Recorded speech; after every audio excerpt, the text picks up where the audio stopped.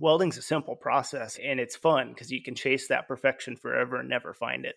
Every time I weld is a new experience of the same thing. It's just like say it's a therapeutic experience.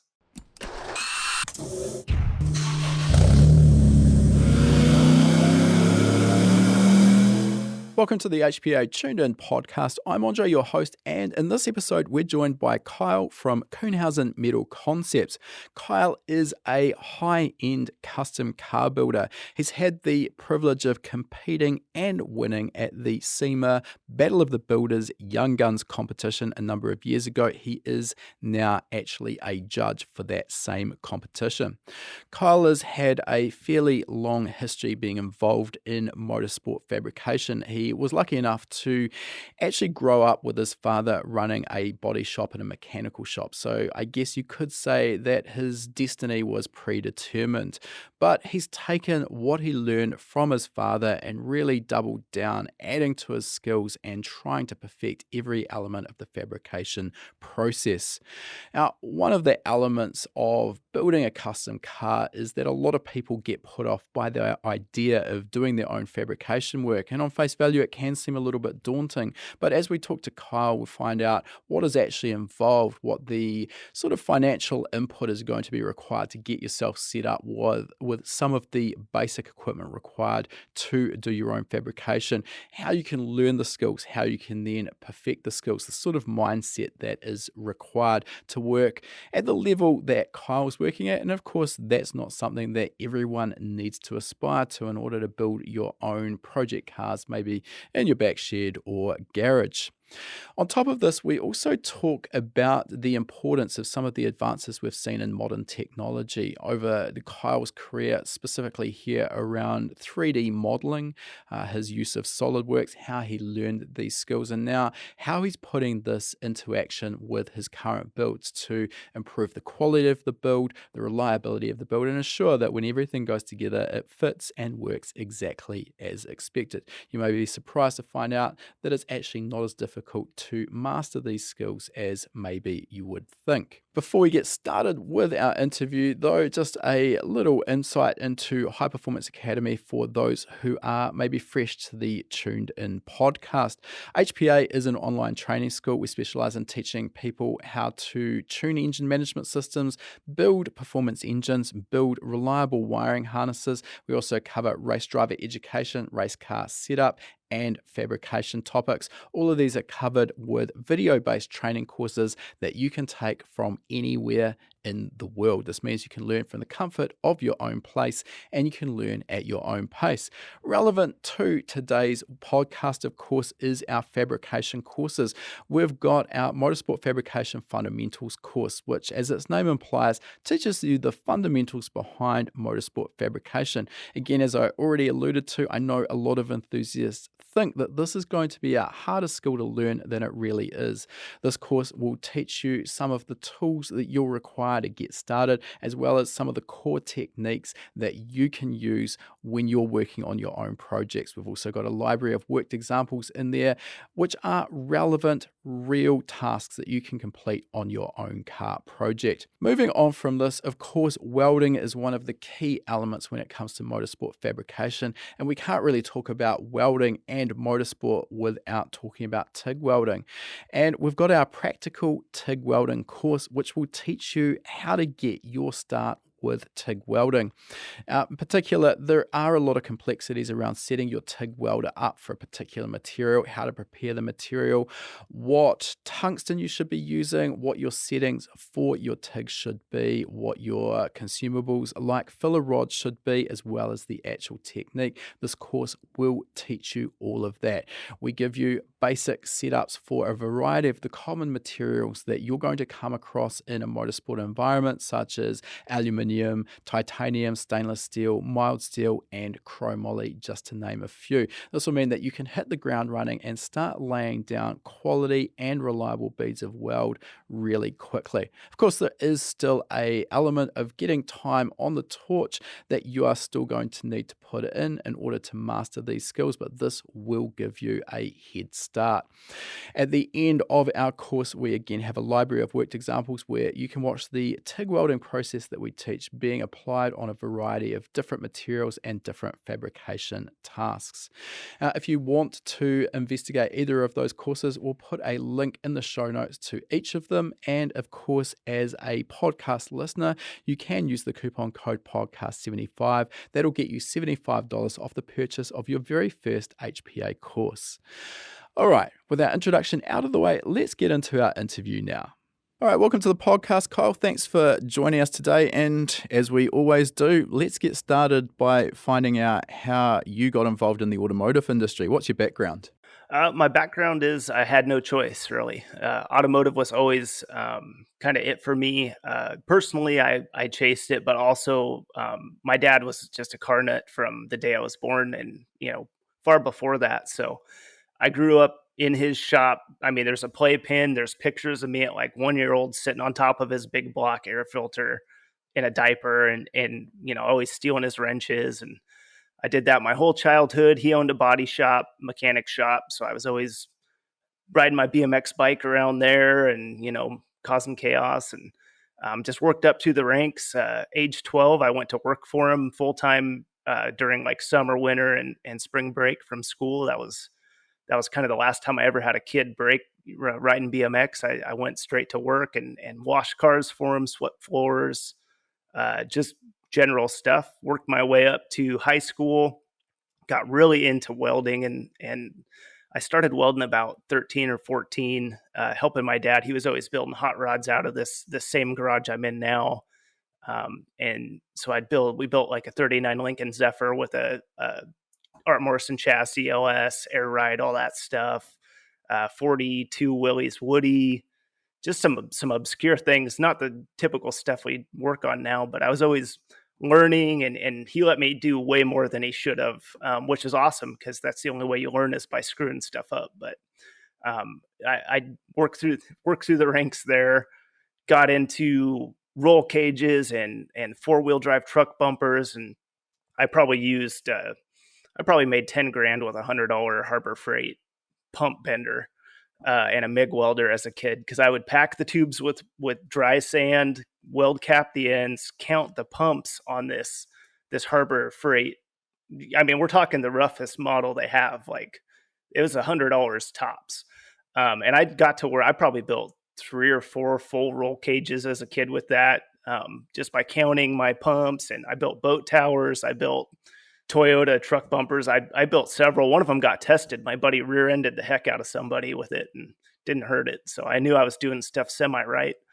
Got to college, I started in engineering. I wanted to be a mechanical engineer, I thought, and did a year of that, did good in it. But I mean, as good as you can do in the first year, that you don't really get to do much. And that's probably why I would switch to business, because I thought, well, I can always run a business and just pay an engineer when I need engineering. And it's funny because now, a decade and some change later, I wish I'd have stuck with that. But that's another story with how hot CAD has got in the automotive realm. You can't really just throw stuff together anymore. It all kind of starts at more of an engineering standpoint. That's more of the mindset to utilize all the facilities around that help you build stuff at a higher quality. But that's how I got started and stuck with it. And I'm learning every day still and really enjoying it.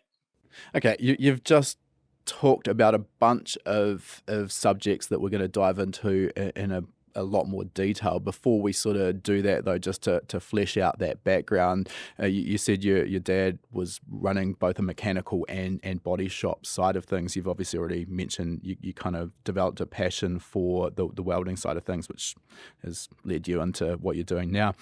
I'm interested, so how did that passion come about when you had both the body work side of the business and the mechanical side?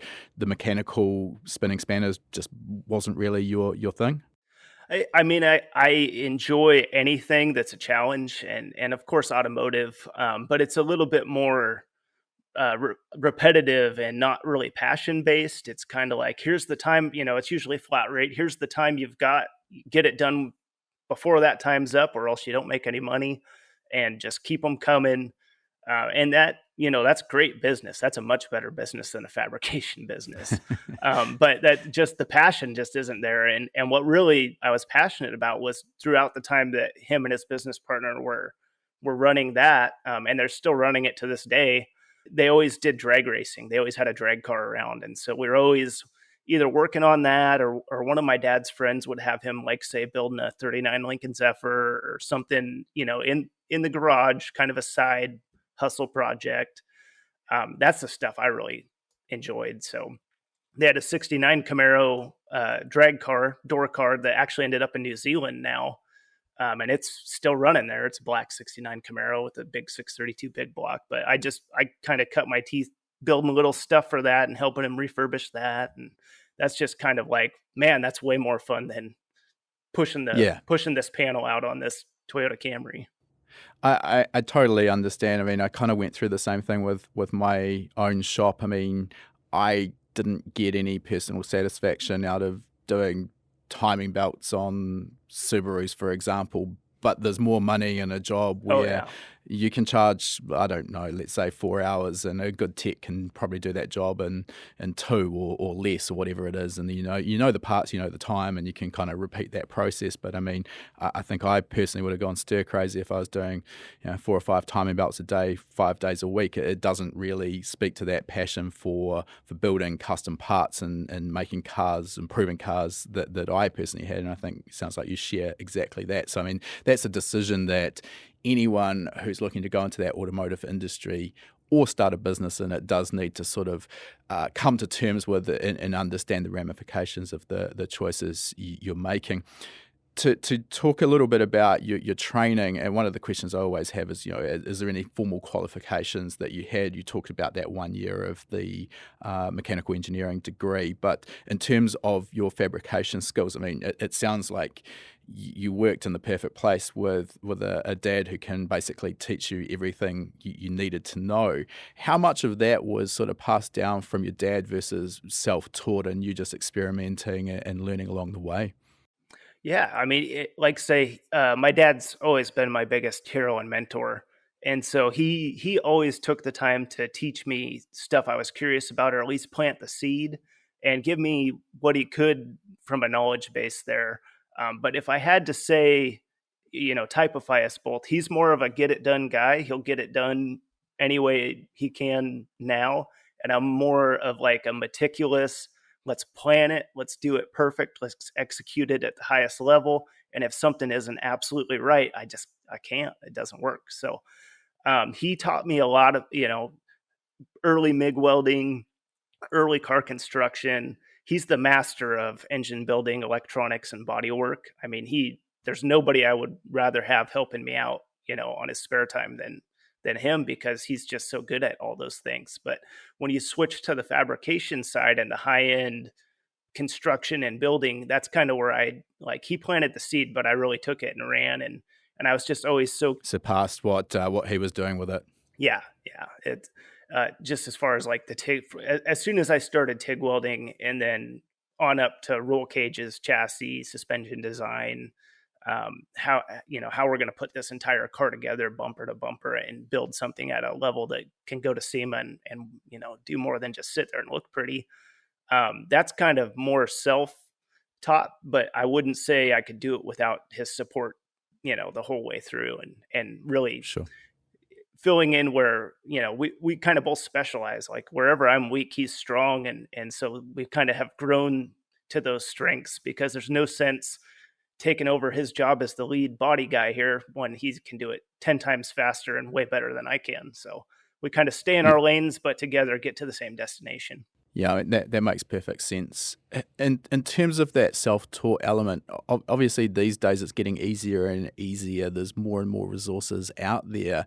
What are you using? Let's specifically target in on TIG welding, which is something that takes a little bit of time to get to a point where you can lay down a weld that is going to be safe and strong, but it's a whole different level when you're wanting to lay down welds at the level you're working at, something that is a visual work of art as well as being actually fit for purpose.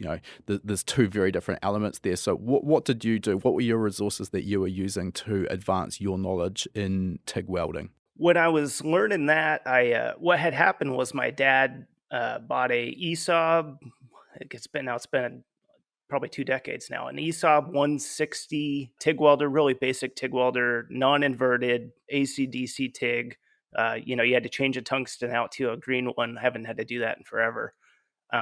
But to do AC, but he bought that, and then I just started playing, and he was playing, and it was mainly just intuitive, self-taught. I didn't really, YouTube wasn't really as big as it is now back when I was learning all that stuff. And then by the time I had a grasp on, how the dials change it didn't really make any sense to go to YouTube at that point, because it's kind of intuitive. I mean, that there's 10 knobs on an advanced machine, or buttons nowadays, or even moving to LCD screens.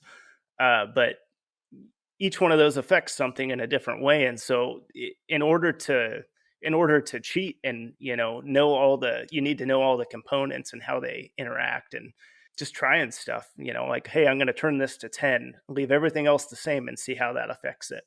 Okay, wow, that didn't do what I thought it would do. And okay, put that back. Let's tweak this.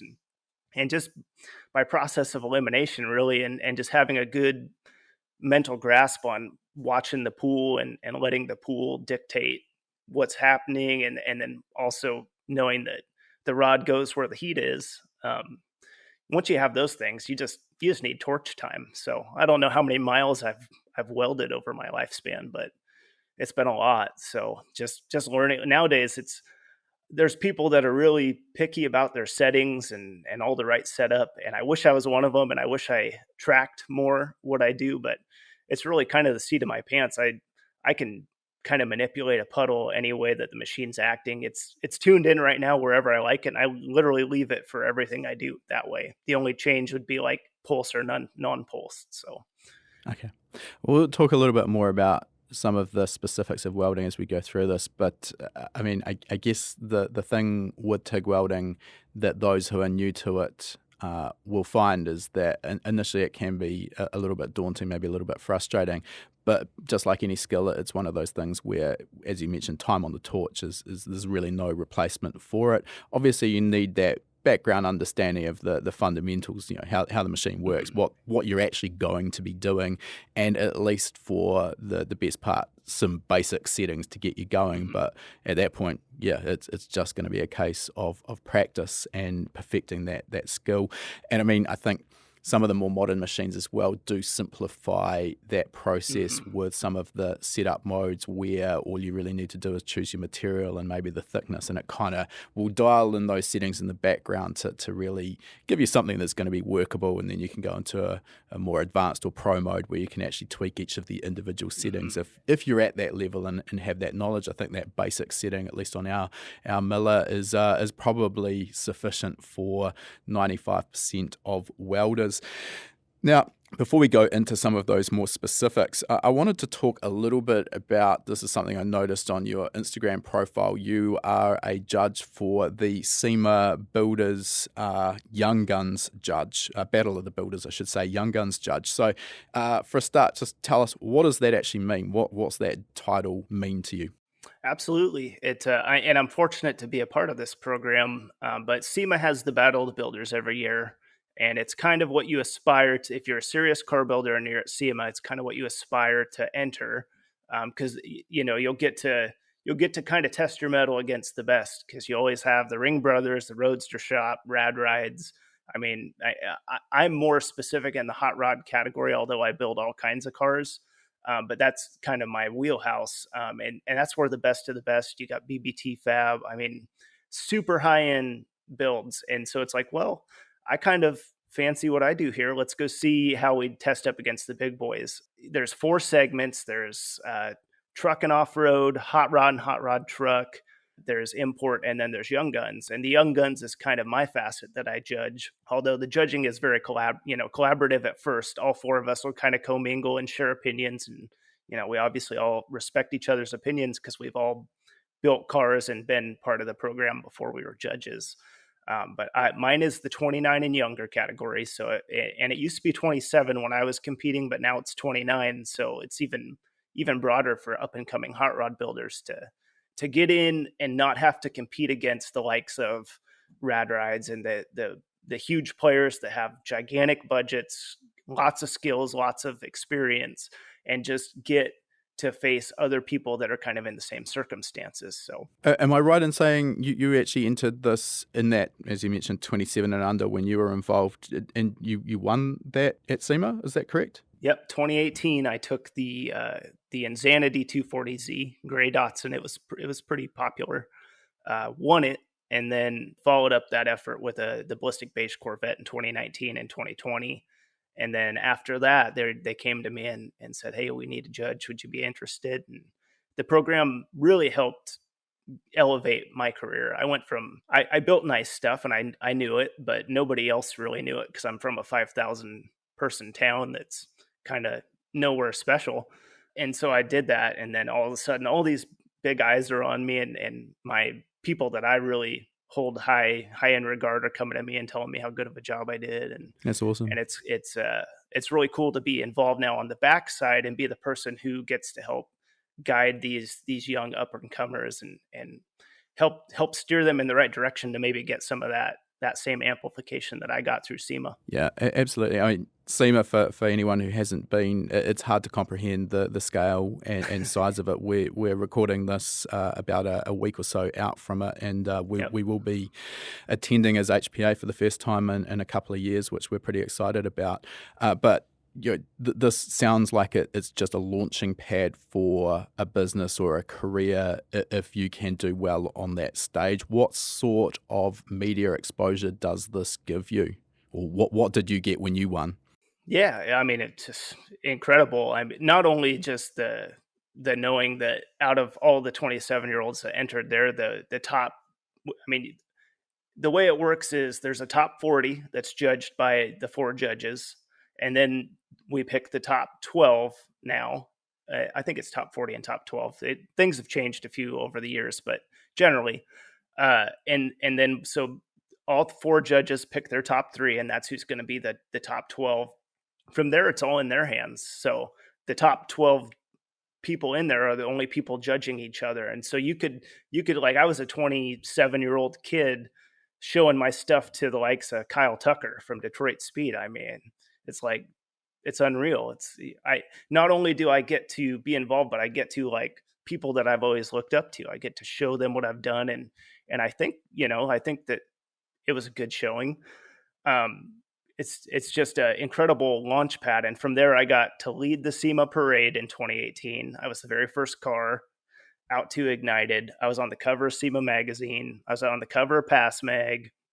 I won a Gran Turismo Best Asian Import Award. I was on Super Street had a little online bid on me, and a few more magazine features, online features. And then from there, it's I'm looking for like 0.001% of car enthusiasts to build them cars at a very high level. And so it just helps bring that top tier clientele to you so that you guys can build even more special things. Definitely. Moving forward now, as a judge, for those who haven't been to SEMA, I mean, the quality of the cars is exceptional, even those who maybe don't make that top 40 or top 12. But what are you looking for as a judge? What sort of ticks your boxes? What stands out to you? What speaks to you in terms of these custom car builds? I'm looking for mini me. I'm looking for somebody that really put it all on the line. Like my build, I spent 5 years building. I started my business to do that build. On the side of working as a full-time flat rate auto body tech. And there wasn't a day of the week I didn't go home, until 10 p.m. at night, or as soon as I got off work, I was grinding. All weekends I was grinding. I was putting in crazy hours. I was doing everything I could to come and give a good showing. And that could have all amounted to nothing very easily, but I just believed in what I was doing. So I can kind of spot that. I know when these young people really believe in what they're doing, irregardless of how quality the car is. And then I kind of look at the cars and I go, what skill set are you showing me? I don't necessarily want to see the absolute highest quality car. I want to see the most quality builder, what that builder brings to the table and how they're going to bring those skill sets to future builds in SEMA. Because we don't want to just have you here as a young gun. We want to see you what you're going to do in the hot rod division once you age out of the young guns and continue to contribute to the industry. So judging is I kind of get my own take on it, which is really cool. But I just make sure that I'm looking at everybody through the same lens and giving everybody a fair shot. Not really looking at circumstances so much as who you are and what you brought to put in front of me, and then how you present it too, because you can tell a lot by how a young person presents what they did to you. Enthusiasm. Like this should be your baby. You're showing me, this is your resume. So make sure you sell it well. Yeah, I think enthusiasm and passion really sort of shines through in any build. A little bit of a tangent, but you just mentioned with that particular build, it took you 5 years and you're sort of doing it after hours and I'm guessing on weekends. I'm interested, how do you stay motivated over a 5-year build? And there must have been times where you sort of just absolutely lost enthusiasm and didn't want to look at it, or did you literally just stay stuck to your guns the whole way through? Anybody that's ever built a car, and I mean built a car from bumper to bumper, every little micro detail is paid attention to, is going to have periods where they're just not into it. I hate this car. This sucks. I'm just treading water. I'm not getting anywhere. But the lowest lows can't touch what the highest highs can do. Because when you really comprehend what you want to do and execute that, and then every little detail really turns out to be as much a signature detail as it should be. And you get to the big stage like SEMA, like I went there with I had no preconceived notion that people were going to love this thing or that it was going to get the response it was. I was just so thrilled to be going to SEMA because I'd attended 5 years prior, each year for 5 years prior, and just got inspired. Every year I'd go back and I'd go, I can really do this. People here might not know it, but I can compete at this level and I can build a car at this level. And I just took the inspiration from every year attending and poured that right back into the build. And obviously having a client that let me just go wild. I mean, that car was me to a T, within a budget, but me to a T. And so just being able to express myself like that, it was very motivating. And then when I got the reward of seeing how people interacted with that car at the end, it was just like, must be incredibly satisfying. It was like crack. It was like, okay, I need to start the next one yesterday and let's do this again, even though it was so much pain and anguish through the process and bad days and hard days and problems that don't seem like you can solve. But when it's done, it's worth it. And so you just now I just feed off the feeling, knowing that if I trust the process, it's gonna be worth it in the end. And luckily the budgets have kind of grown with the notoriety of doing this a few times. So I mean that Z, that's a lot of me in there, like sweat equity too. It's like people dress for the job they want. Car builders build the car for the car they want to build next. And I think it makes sense if you're starting with no reputation. Sometimes that sweat equity, and in your case, it absolutely has paid dividends. So trying to charge every hour and with your first build when you've got no reputation, that's going to be a little bit trickier. Maybe not impossible, but a little bit trickier. All right, let's move into one of the topics we quite often get asked about, and that's fabrication equipment. And what I want to do here is start at a sort of an entry level, because I know there's a lot of enthusiasts out there who are building their own project cars. And I mean, I'm not talking at the level that you're working at. When we're not going to SEMA here, but we're doing some basic modifications on cars, maybe engine swaps, transmission swaps, suspension, etc.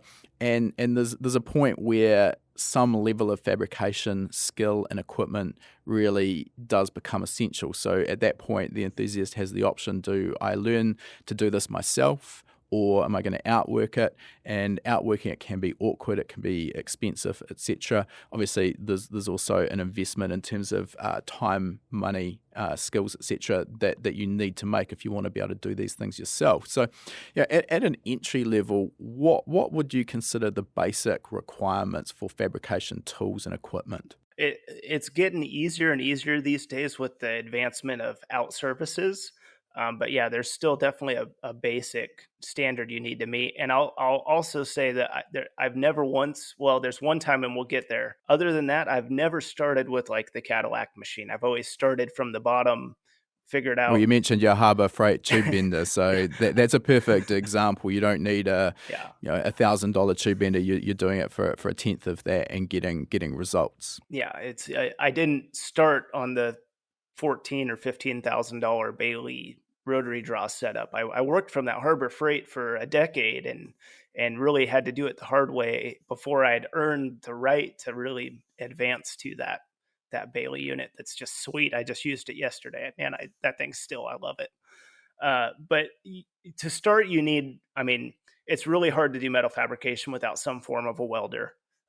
MIG is really easy to get into. MIG is kind of where most people start, and for good reason, because like that knowledge of knowing how a puddle works and how to direct that puddle where you want it using the heat, to because rod follows heat in this case. In MIG, it's putting the rod in there for you. But if you want to get a strong joint, you need to get that weld equally tied into both sections of that joint. And so starting with a MIG and taking out a few variables, I mean, you're probably going to have two knobs, heat and wire speed, figure out how to, cope tube and make tube joints with that before you go to TIG.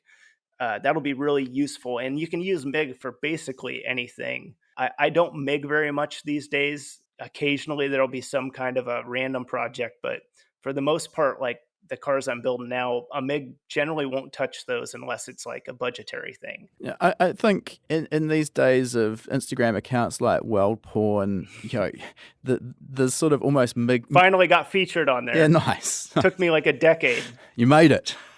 Never mind SEMA, just getting featured on Weld Porn. Yeah, job well done. But and in all seriousness, I think MIG has almost been seen as a technology or a technique that's not up to task for motorsport fabrication. And that's not entirely true or fair, is it? No. There's the stigma of it, but if you're not prissy about it, MIG is it's a sound technique. I mean, sometimes you'll make a better MIG joint than a TIG joint if it's something way out of place, like for instance, the top halo of a roll cage. If you didn't plan your cage right to drop through the floor and you can't remove the roof, back in the day, that's how I used to do it. Nowadays, I know how to plan for that thing, but I'm sure lots of the enthusiasts at home, when you're building your first roll cage, you don't necessarily think about how you're going to weld it out. You're just thinking about how can I get this bent to fit. And in fabrication, it always pays dividends to be a few steps ahead in your head. MIG is totally fun. You'll find MIG on world-class race cars of all sorts. I haven't personally seen a modern NASCAR. Maybe they're all to take now, but I know back in the day they sure weren't. And rally cars, all kinds of Pikes Peak cars, just all kinds of MIG applications, and they're not bad. And it's just now I'm so advanced at TIG, I can almost TIG as proficiently as MIG from a time standpoint.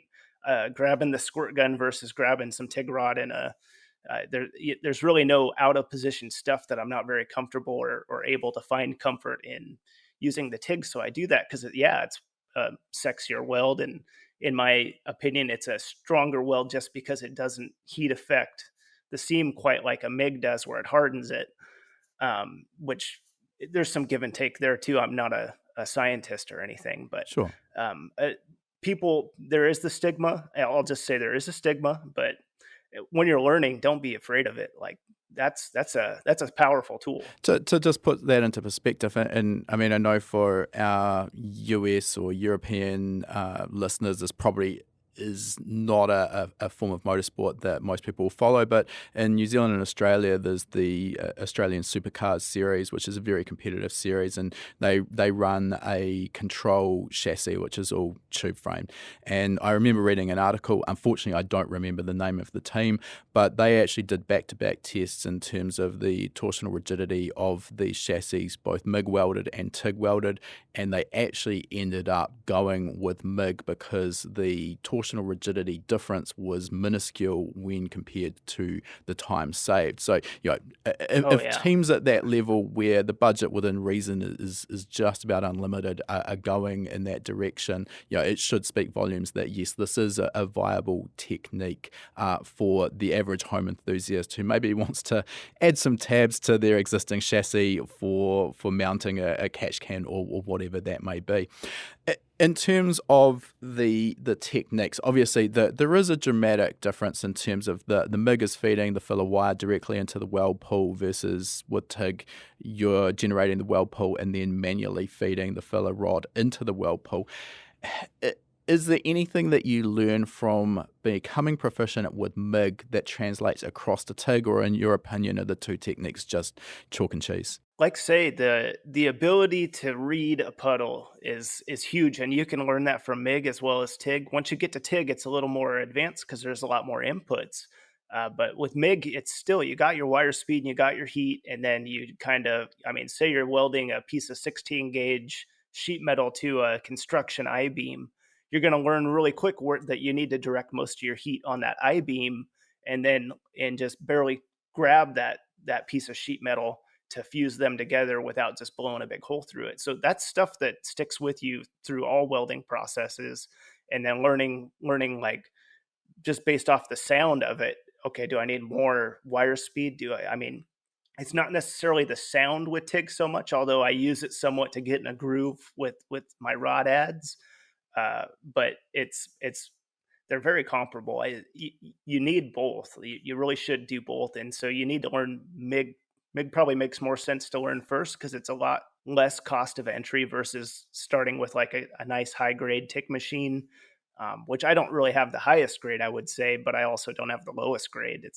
It does a lot of stuff for you once you get to that inverted technology, with pulse and all that type of stuff involved. Yeah, okay.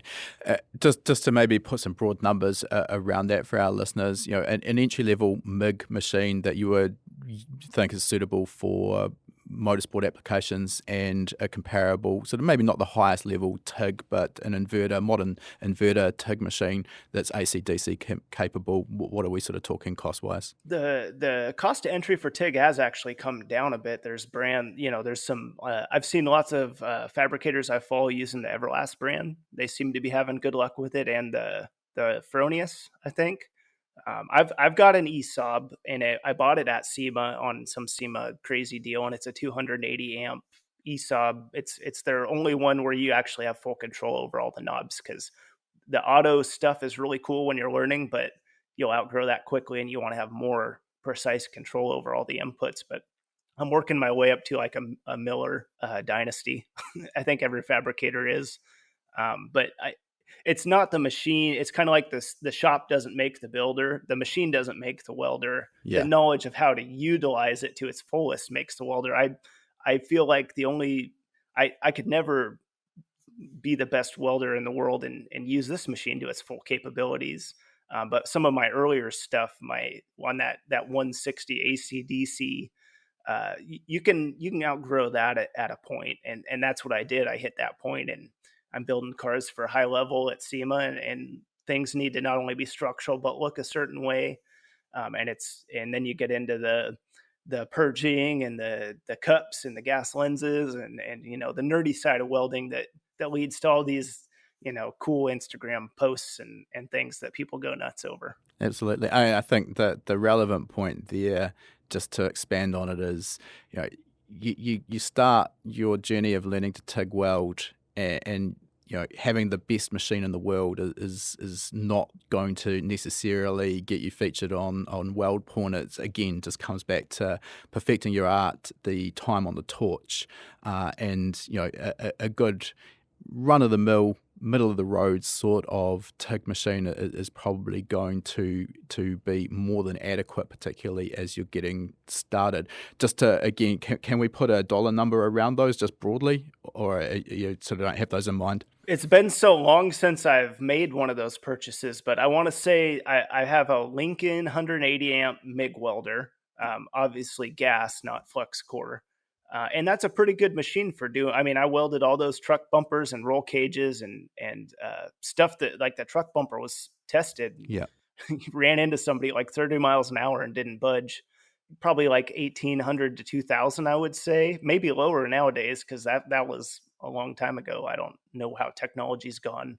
But then a mid-grade TIG machine like mine, I want to say it was somewhere in the $5,000 to $6,000 range for a 280 amp.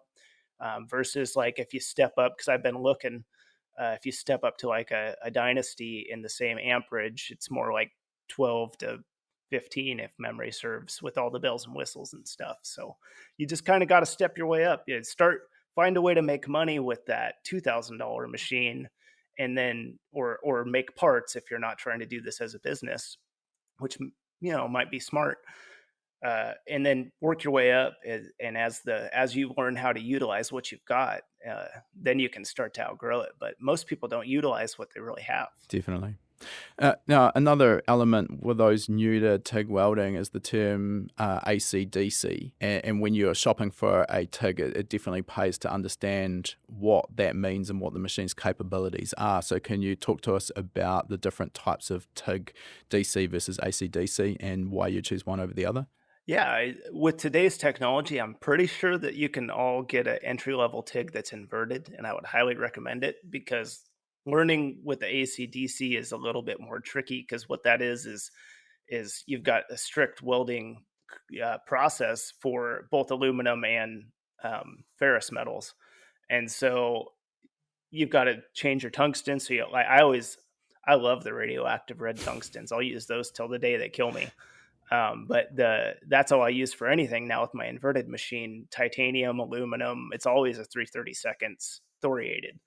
But with AC, you had to have the green, and it's been so long I don't even recall what the material is, but you had to have the green tungsten. It's just a totally separate process. And that's when you get that loud, the machine's just going crazy when you're welding it. And the whole thing about TIG is it's such a nice, relaxed, almost therapeutic process when you're just doing steel or stainless or titanium. And you can just really get in the groove and you lose yourself. And it's like, by the time you're done welding, you're like, man, I'm refreshed. That was nice. Yeah. Unless you're welding a roll cage in place and it's a really complicated one, then you're like throwing your TIG and you dropped it and you broke a freaking $50 cup and you're just cussing. But yeah, AC/DC machines, it's a separate way, because you need a whole lot more energy to melt and weld aluminum versus steel. But the new machines, I'm no scientist on the subject. I just know that it was different, and nowadays you don't have to go through those same hoops and hassles to get the results. It's a lot easier to weld aluminum on an inverted TIG. All right, let's dive a little bit into the topic of tungstens, and we're probably getting a little bit nerdy on this. That's just fine. You mentioned the red tungsten. So for those who aren't aware, you buy a pack of tungstens and they're color coded, and the red is the thoriated tungsten.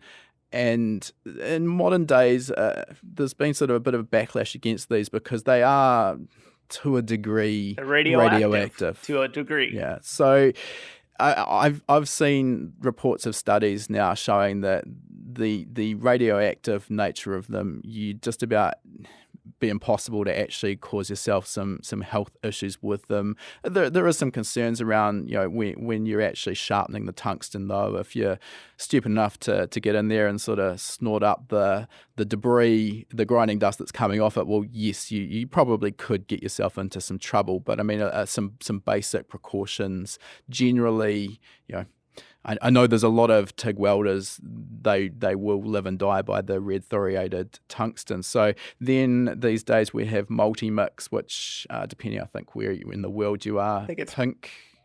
maybe purple, purple. purple Yeah, I think pink. we get pink, Yeah. but I have heard reports of different colors for the same multi-mix, which is a design tungsten that supposedly will work on any material, ferrous or non-ferrous. Hmm. There are still, and it sounds like you're in that sort of list of welders, though, who the thoriated is still the go-to for certain materials over multi-mix.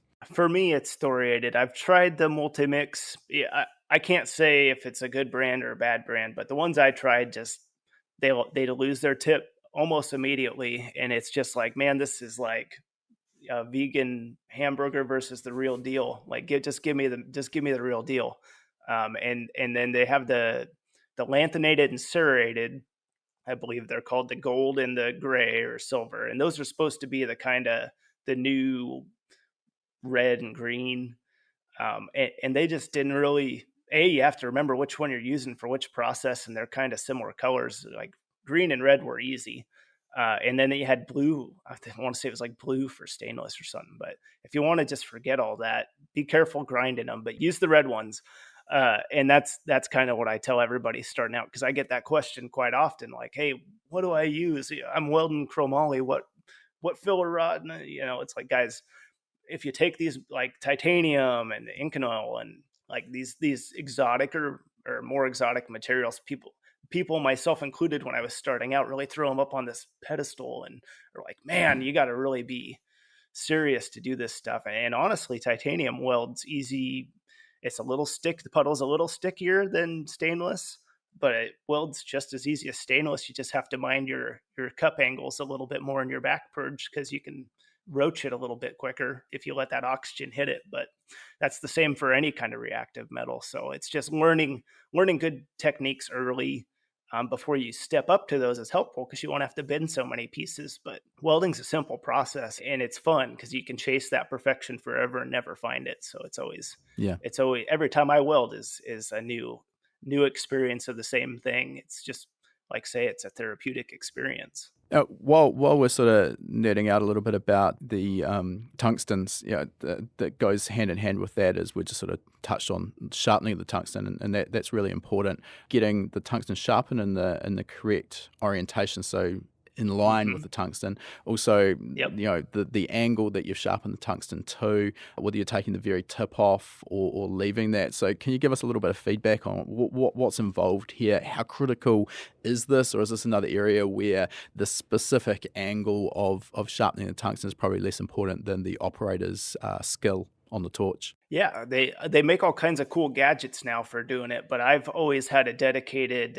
It's a 1 inch by 30 belt sander, and you want to use a more fine grit is better. But there's a particular pack of belts I buy, and it comes with some coarse and some very fine. And so once the fine ones run out, I use the coarse ones, and it's fine. But yeah, you want to sharpen it against the grain. My preferred method is to chuck it in a drill, and then have that belt sander rotating, and then off the top I can kind of control the drill going in to get a nice even taper.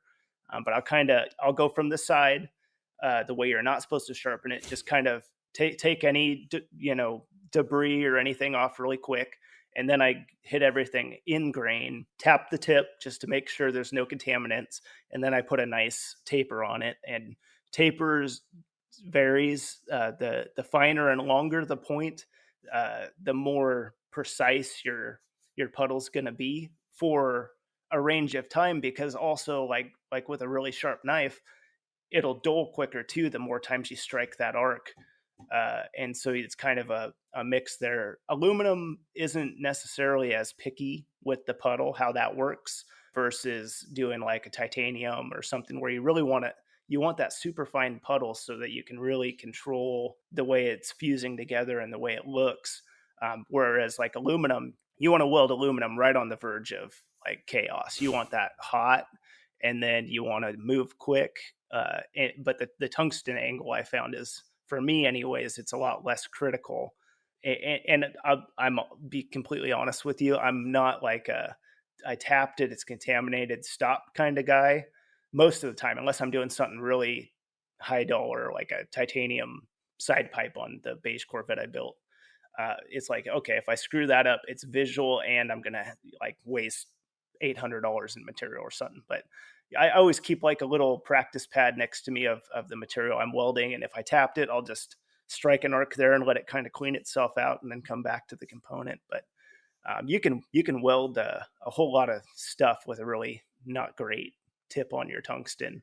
Um, Dudes that are absolute technicians, like say Mark Winchester with aluminum, um, those guys I'm sure always have a nice tungsten, and they don't tap their tungsten into anything because they're too professional for that. But I mean, you say professional, but I mean, the best laid intent still goes out the window from time to time, particularly if you're sort of curled up around a cage or in some super awkward position. I mean, sometimes you will contact the tungsten to the workpiece, correct? yeah, it's unavoidable, just like breaking your nice Pyrex cups. It's just going to happen. So in that case, particularly when you're learning, and this is going to be happening more often, is it worth having sort of a pack of pre-sharpened tungstens, maybe sitting in your fabrication apron or your overalls, so it's quick and easy to change rather than having to actually get out of the position you're in and go back to the workbench and actually sharpen that tungsten again?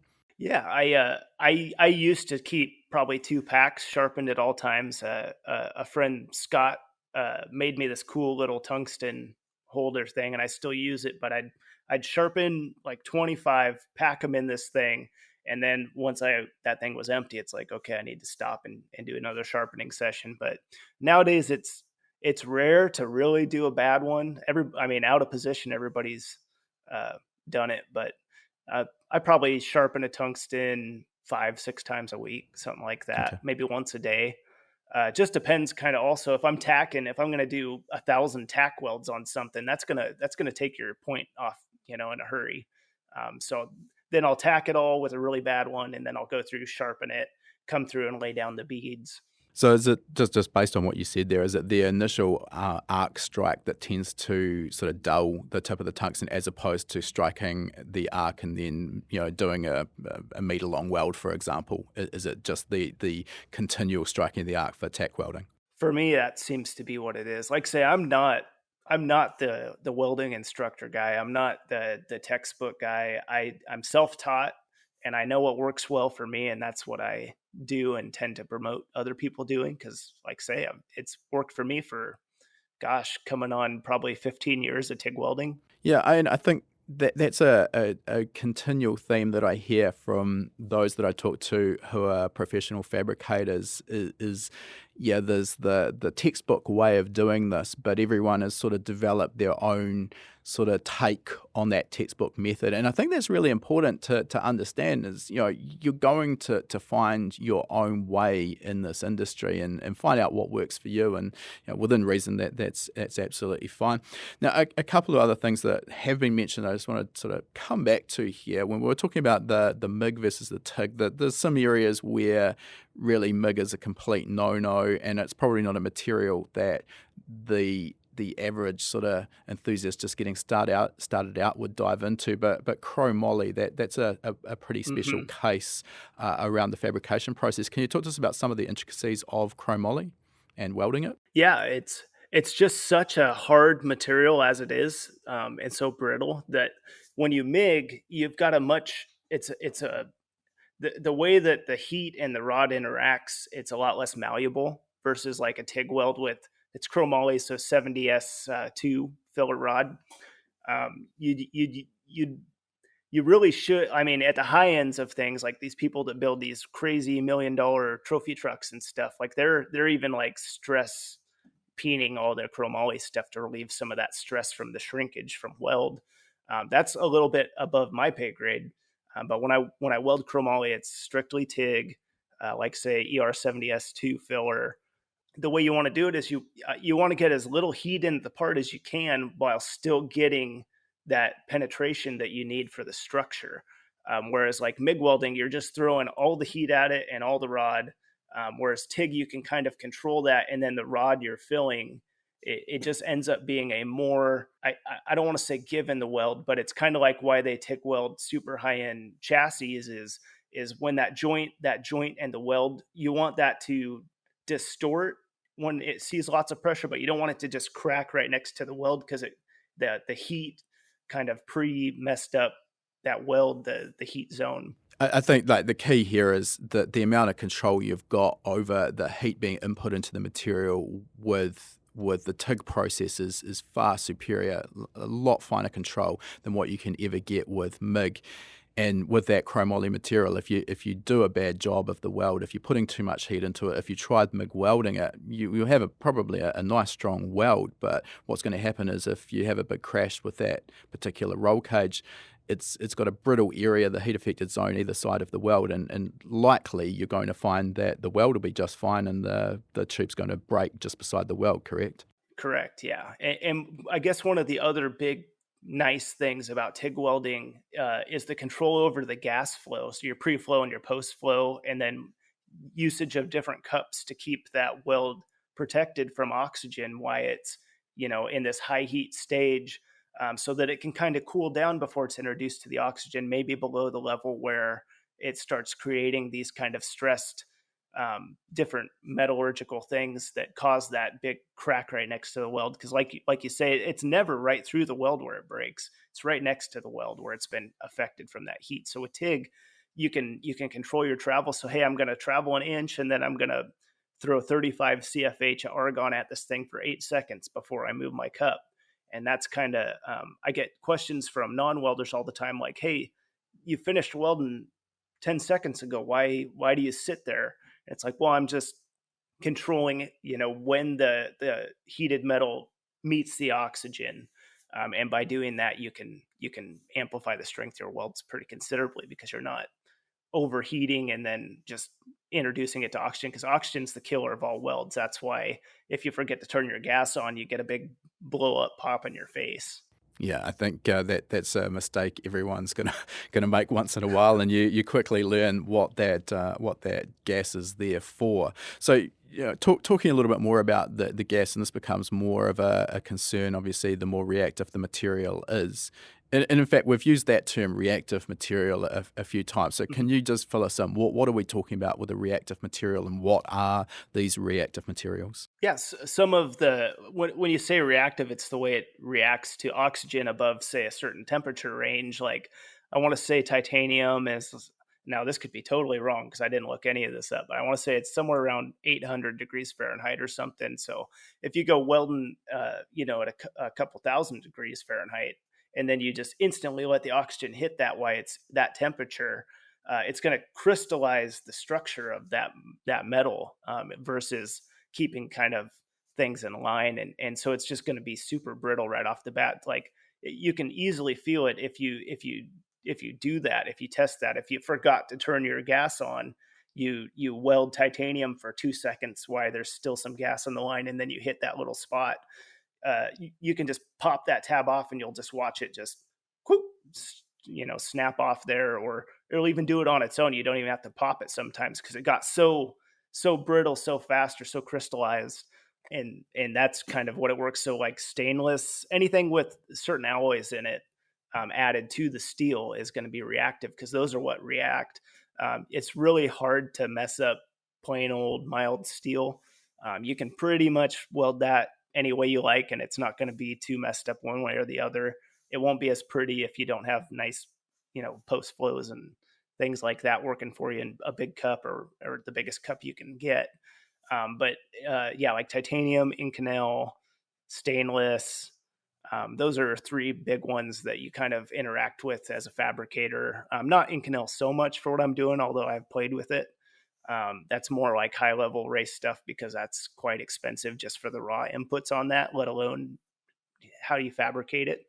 But 321 stainless, 304 stainless, all those are great practicing agents to work your way up to the exotic stuff that are all reactive. So if you aren't shooting your cup at the right direction at the thing, and you move too fast, you'll get a spot and it looks all sugared out, and that's kind of how you know, like, oh man, I messed that part up. Now, that sort of a mistake is a fairly obvious one that you're not going to be able to overlook in terms of a lack of shielding gas. But I mean, with those more reactive materials, particularly stainless and titanium in particular, you see that the discoloration, the sort of the bluing and the purpling colors that often these parts are produced specifically with that discoloration because it's an aesthetic look that some people are going for, but that's actually indicating that reaction with atmospheric air with the heated titanium, isn't it? It's actually a clue that you've got a lack of shielding gas there. Yeah, it's you can read it just like a book, and anything above like a very light bronze is you kind of mess that up a little bit. You shouldn't be seeing on titanium. On stainless, you'll see little bits of purple and pink and gold, and really you're okay. But when you get into titanium, you don't want to be seeing anything above that bronze color. And the cleaner, the more like the parent material, the better. It should come out as a nice shiny uniform surface if you did it right. And if you didn't, then it just comes down to gas flow because something touched something above the heat threshold before you could slow down that transfer from oxygen to that inert environment. Now, this brings us sort of into a conversation around protecting the rest of the weld. Obviously, we've got our gas flow through the torch, and we'll talk a little bit more about cups or gas lenses, that sort of element in a moment. But the other part when you're welding just about anything is there's going to be the backside of the weld. And of course, that's not protected by the inert gas flow, the shielding gas flow from your torch. So this is where, when we're fabricating things like stainless exhaust headers or exhaust systems, any tubing essentially made out of these reactive materials, we have to look at also adding purge welding into our process. So can you talk to us for a start, what is purge welding and how does that work out? Yeah, so purge welding, and that was kind of one of the dark arts as I was kind of self-teaching, is the local welding store can't tell you anything about purge welding, more than likely, or at least mine didn't. And this was really before the social media craze, where, I mean, you could just, like I just gave a tip the other day that would have helped me a ton if I was learning just, here's the process, here's the base process. It's not magic. It's really simple, actually. And what you're doing is you're creating an inert environment or an oxygen-free environment on the inside of something where you can't shield the backside organically, like have it set up against a heat sink that's airtight or something like that. You can get away with that a little bit on like flat plate, but like tubing, you need to cap both ends. You need to have it hooked up to an argon source, and you need to be flowing the argon in there at a rate that displaces the oxygen, so that you can weld on the outside and have the inside also free of oxygen. And it also helps a little bit in that having that light pressure inside will kind of form your bead into the metal from the backside too, so that you get a slicker inner portion of the tube. If you do it all right, it'll be colorless and it'll look like you welded it from the inside. And that's kind of the cool part, is that's a super strong weld, because not only did you weld the outside, but the inside, it didn't weld itself, but it kind of welded itself. Yeah. So, I mean, in terms of strength, you mentioned this gives a stronger weld.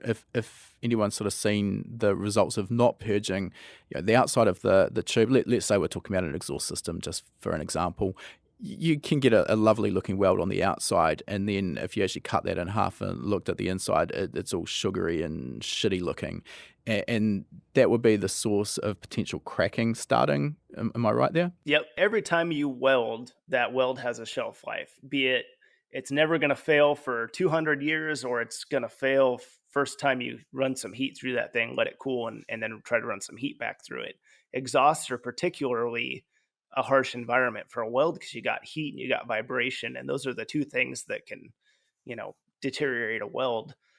So when you don't purge the inside, you get that crystallizing of the weld, and that crystallizing is contaminants. It's oxygen contaminants, and it's literally trying to break your weld as you're welding it. So if you don't back purge, it may look the exact same on the outside. It seldom does, because there's some benefits of purging there where it's going to have better effect of pulling heat out of that weld as you're doing it, because you're running a colder gas through the inside. But it's just, you're shortening your shelf life. Some people get away with it. I've seen people I mean, people have MIG welded exhausts and they've lasted a long time. Stainless exhaust with steel MIG welds. I can't explain how, but For every rule, there's an exception. yeah, it's there's a welder crying in a corner somewhere every time you touch one of those with a MIG welder. But it's, In terms of the materials required to do it, obviously you're going to need the argon supply, which you've mentioned, which also it kind of sounds like a pretty wasteful process, and by definition it has to be. What sort of life are you getting out of a bottle of argon when you're back purging? How much are you wasting? How much does this sort of add to the cost of your consumables for a start?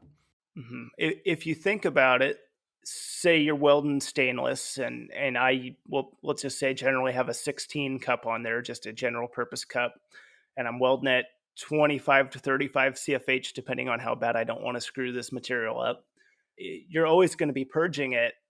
I start at 15 or 20 and let it just kind of really push that oxygen out. You need to wait depending on the part size and where the weld's indexed, because argon is heavier than oxygen. So if you can have your purged part at the lowest point where the oxygen can be at the top of the tube, that doesn't matter, but the argon's going to naturally from gravity want to sit at the bottom.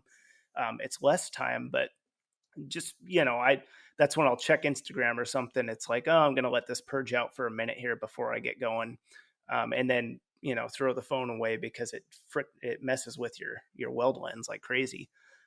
But I'm running 15 or 20 through there, and then as soon as I feel like it's probably good, I'll kick it down to 5 to 10, depending on again how bad I don't want to mess this up. If it's something that could live with a poor purge, then I won't just piss that gas away as quick as if it's like, hey, this is a big long piece of titanium. I really don't want this messed up, because there's been plenty of times where I pulled the purge caps at the end and went, oh shit, I forgot to turn it on, or some. Yeah, it's So awkward. there's always those things, but you can have the simplest. I mean, I started with tinfoil, rubber bands, yellow bodyman's tape, and just a gas line coming off of a dual regulator on one bottle. And nowadays I've got two bottles with their own regulators, and one's feeding the welder and one's feeding the purge. And there's even like liquid, or I tried a liquid argon setup, and that would have been awesome, except that it purges itself off quicker than a one-man shop, unless you're doing manufacturing, can really utilize it all. But at that rate, you could purge all the gas you want, but that purge is constantly running while that part is on your welding table and you're welding it.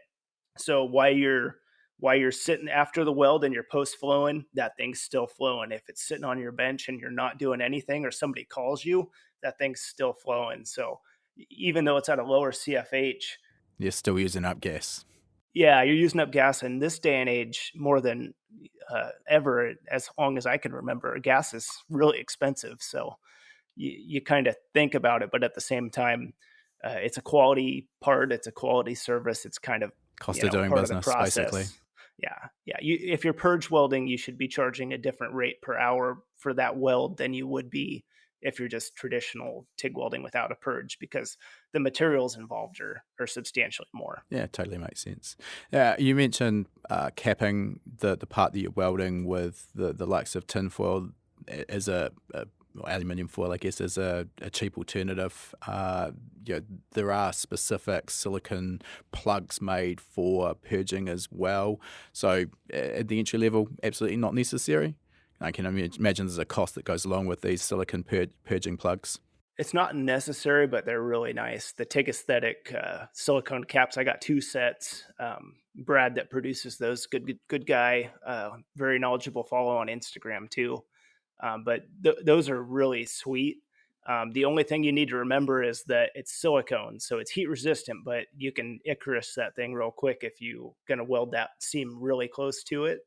So what I like to do is I'll use those to weld all the seams in the middle and leave one seam, like say I'm doing a pie cut 90.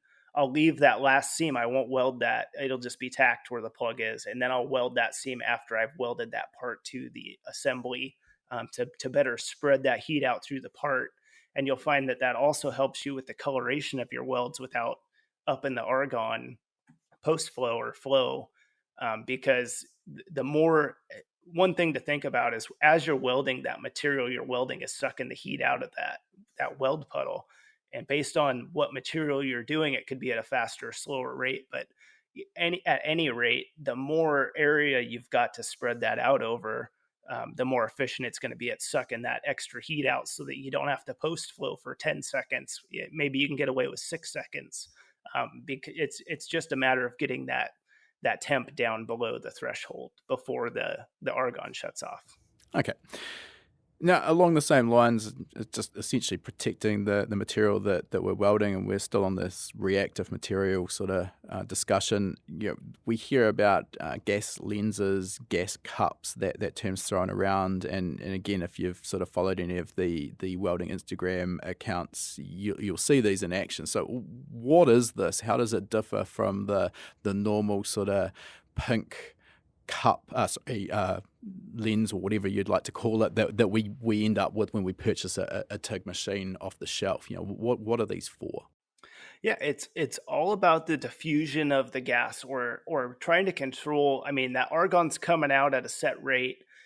If it's in too narrow of a path and it's flowing at too fast of a rate, it's just gonna blow off that weld as you've passed over that area, and it's not going to protect it from the oxygen long enough. So what you want to do is you want to methodically slow that gas down and disperse it in a wider area to cover that weld after you've already passed that area. So one way to look at it is you've got two things. You've got velocity and you've got size in the cups. And so a smaller cup is going to have a higher velocity of the gas coming out, and a bigger cup is going to have less velocity, but it's going to have a wider span of where that gas is concentrated.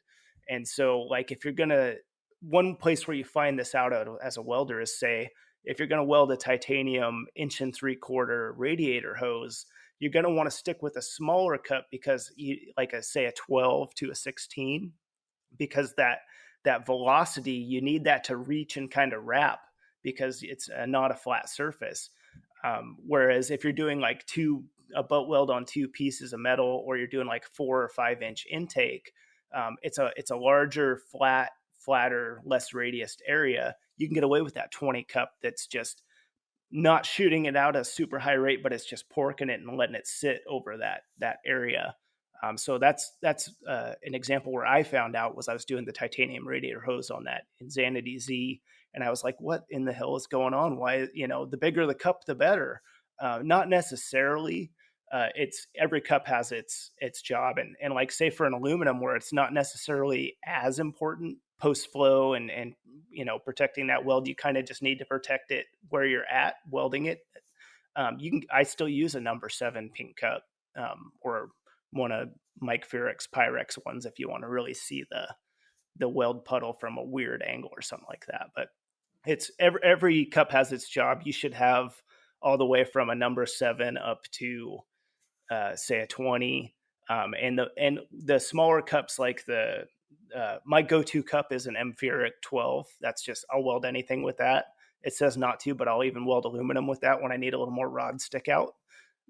It's a good velocity versus size, so you can really throw your tungsten out. Like, there's been times when I've probably stuck that thing out 2.5 inches and just cranked the CFH up to 60 as high as the welder would go or something, and then had a lot of pre-flow to make sure it was flooded out down there. But it's like, that's the only way I can weld that joint. It's like down in some weird super steep angle off. I mean, you just got to do what you got to do. But if you didn't have that ability with a gas lens and then a specialty cup that also had a diffused in it, before you couldn't weld that part. It was physically impossible to get a tungsten stuck out far enough, because the argon isn't sticking in that path. Or with the gas lens was a game changer when I found out about that, because my machine didn't come with them, and I'd heard about them, but I didn't necessarily know how they worked. But that's like your first line of defense. So you want a gas lens for anything. You're using the number 7 pink on aluminum, like literally everything,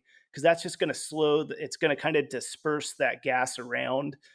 So you're not just like blowing it at this weld, because you can throw way too much velocity at a weld, and it's almost like not having the gas at all, because it just bounces off before, that puddle's molten hot right there, and the oxygen can hit it just because there's weird velocities and everything with all this purging and torch angles and stuff like that. And you Sure. find weird ones where, like, inside of a purge, this weird bend in the way that your purge line came in and like blew the purge off and sucked air through a pie cut. I mean, just crazy things that'll rack your brain. But overall, just remember that there's a cup for every job, and smaller isn't necessarily always worse. Yeah, sure. I mean, I think without going too deep as well, that term you mentioned there, the tungsten stick out, I mean, most people could probably understand what that is. There's levels to this as well. As you mentioned, sometimes you're going to get yourself into an awkward situation where you have to run a lot of stick out physically to get access to the area you want to weld, and that plays into your gas flow, your cup size, etc. I mean, for more usual applications of a gas lens where you don't need to run a crazy amount of stick out, am I right in my understanding that a lot of these, the diffusion of the gas is so much better than your normal pink cup that you can actually get away with a reduction in gas flow as well? Obviously, the size of the cup comes into this as well.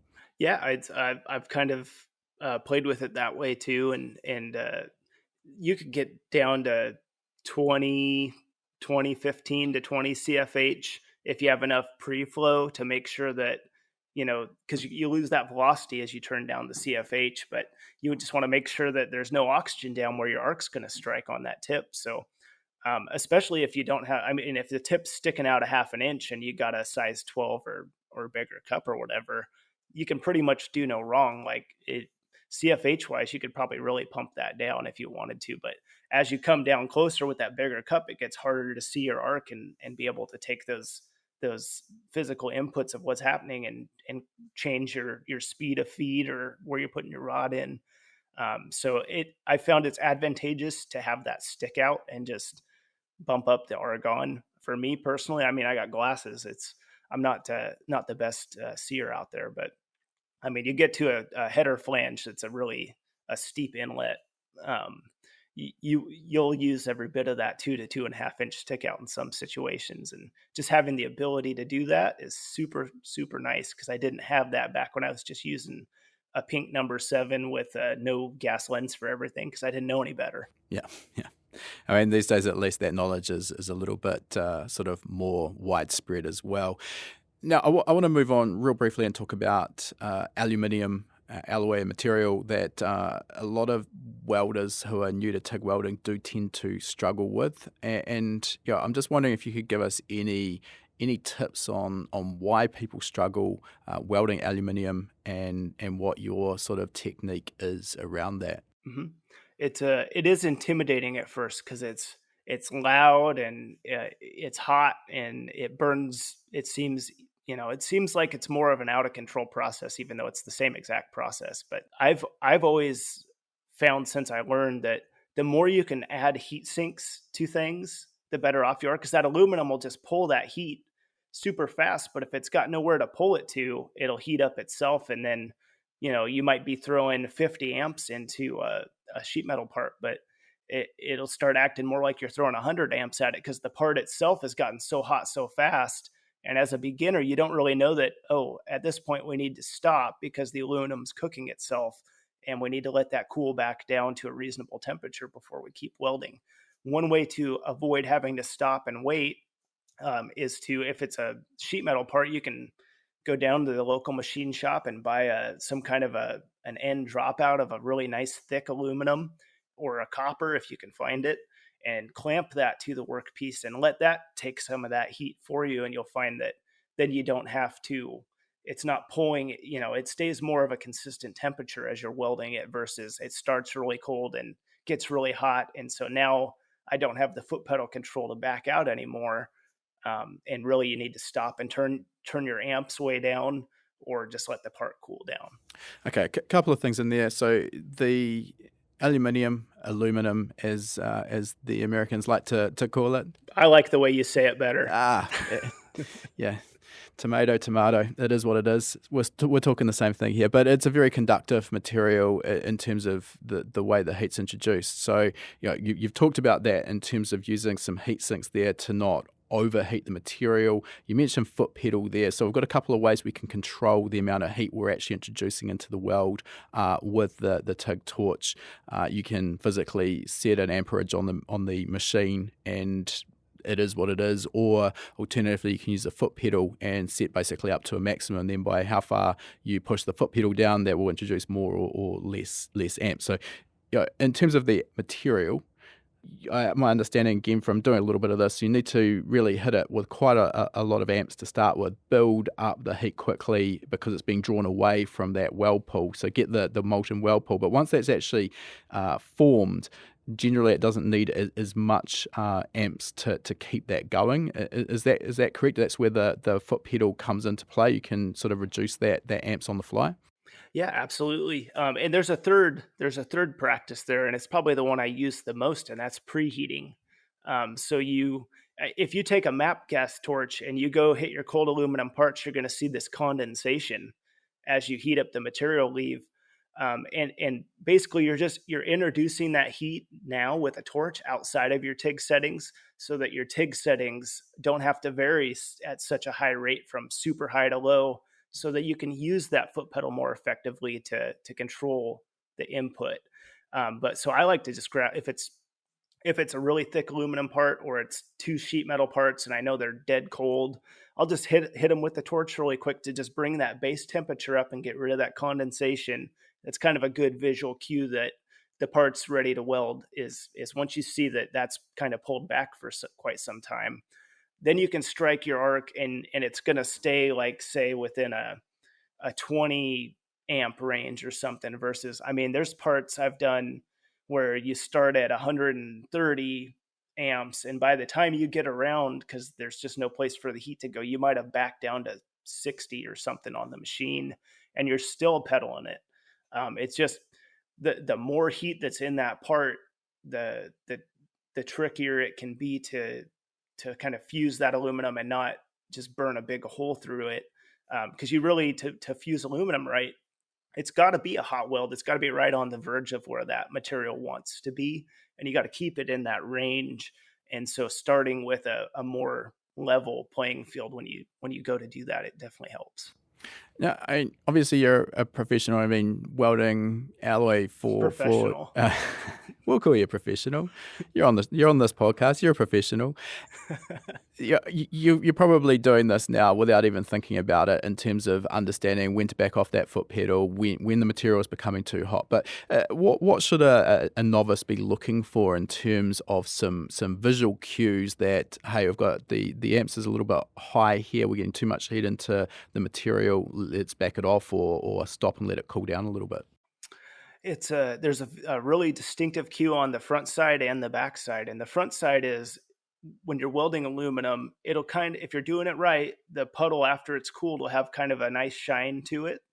And once that shine starts going away, you know that you're putting a little bit too much heat into the part, because you can just see it just doesn't look as pretty, and you go, that's funny, until you start to understand that, oh, that's too much heat. That's why it doesn't look like Mark Winchester's aluminum weld anymore. I overcooked it. And then you'll turn that piece and look at the backside, and you'll go, oh, why is it so much bigger here where it got hot? Because it's just sucking in that rod and the parent material around it, because it's a void you can't fill anymore, basically, with rod. And so you just need to stop. Sure. And you also don't want to, some people do it, some people don't. You don't want to try to cool these things down super fast either, by like dousing them in water or anything, because that's gonna make the part very brittle. That temperature from too hot to ice cold really quick. You want to kind of let these things in their natural oxygen environment just kind of naturally progress down. It makes a better, stronger part. Yep, yeah.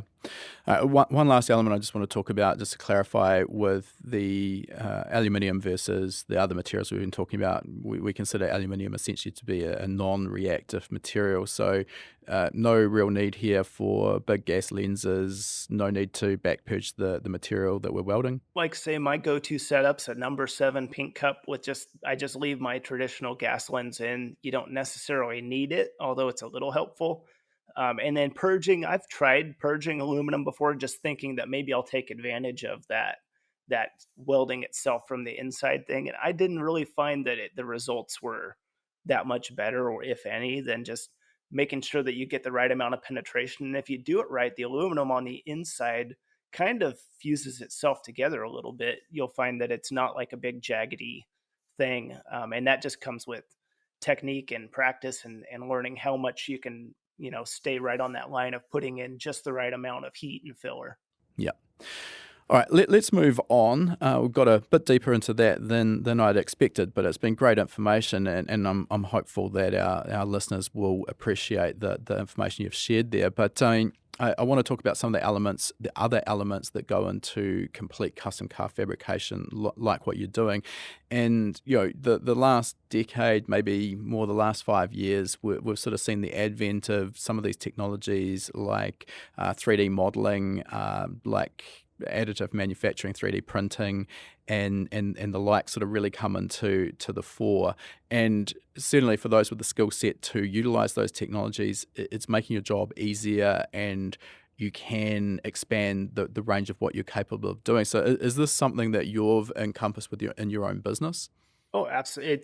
It's funny that it all started as a very manual input, and nowadays it's a pivotal part of what I do is the CAD and the additive manufacturing sides of things. And what that really is I saw Magic Mike doing it. Everybody that listens to this is probably familiar, but that kind of sparked in me that there's a different way to build a car that's better.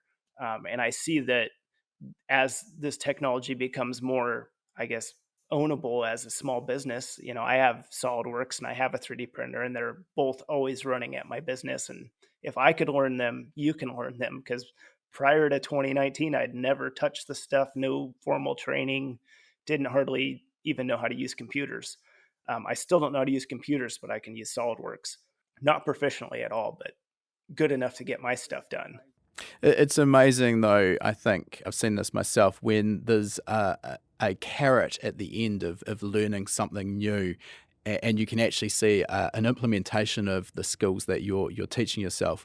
I don't know. For me, it becomes infinitely easier to learn that new skill, go through the pain and the heartache of teaching yourself something new, when at the end of it, you know that you can then apply this and do a whole bunch of really cool stuff that wouldn't have been possible any other way. So I think that's something that's really inspiring. I mean, there's heaps of resources out there. We're in the midst of developing our own 3D CAD motorsport modeling course as well, which should be out hopefully before the end of this year, which will be a real big help to those wanting to learn Fusion 360 or SolidWorks.